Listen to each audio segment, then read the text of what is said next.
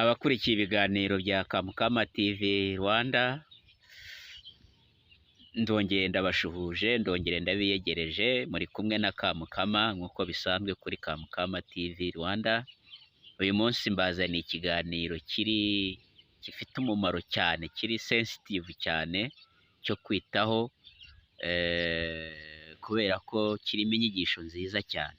Tugiye kuganira ku kirere, tugiye kuganira twibaza ngo ni iki wakora ngo umukunzi wawe akwizere. Uri umugabo, ni iki wakora ngo umugore akwizere? Uri umugore, ni iki wakora ngo umugabo ajye akwizera? Uri umusore ufite fiyanse, ni iki wakora ngo akwizere? Uri umukobwa ufite fiyanse, ni iki wakora ngo akwizere? Tugiye kuganira rero kuri iyo nsanganyamatsiko. Mfite ingingo zitari nyinshi, ingingo nk'eshanu zishobora kugufasha kugira ngo ubone icyo cyizere cy'umukunzi wawe. Inshuti za Kamukama TV Rwanda, ikintu cya mbere ukwiye gukora ni kubwizanya ukuri hagati y'abakundana.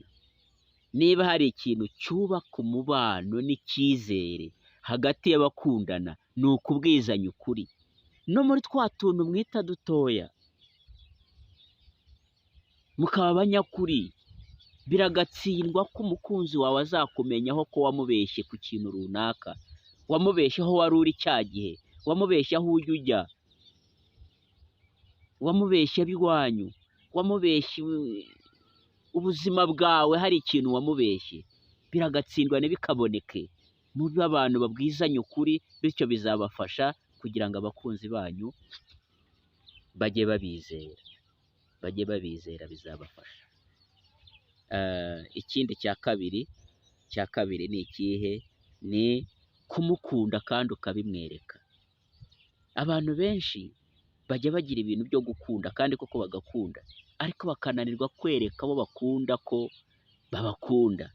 Niba ukunda, mwereke ko umukunda. Niba ukunda, mugaragarize ko umukunda. Niba wakunze umuntu, bimwereke mu buryo butandukanye. Gira icyo umuhereza, gira icyo umugenera, muhe impano, musure, mugendane, mutemberane, wifuza guhora uri kumwe nawe, muhereza umwanya wawe. Ibyo ni byo bizagufasha kwereka umuntu ko umukunda. Muhereza umwanya wawe, mutemberane, mugendane, ahore yumva umuri hafi. Inshuti za Kamukama TV Rwanda, kwereka umuntu ko umukunda ntabwo bisaba kumuha ibya mirenge, bisaba kumwereka ko umwitayeho. Birahagije, birafasha, biba bikomeye kandi biba ari byiza.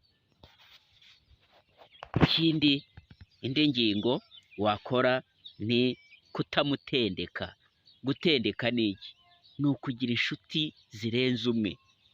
Uyu munsi Chantal wamwemeje murakundana, ejo kandi uri kumwe na Jennifer Lopez, ejo kandi uri kumwe nande.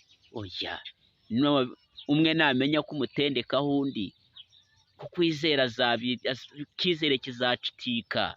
Ntabwo uzambwira ngo mbabarira ngo abyumve. Basore, nkumi, mureke gutendeka. Kubera iki mutendeka? Nyurwa n'umuntu umwe. Ntabwo uzakunda abantu bose ngo bashobore, ntacyo byakumarira. Nawe ugira abagore barenze umwe.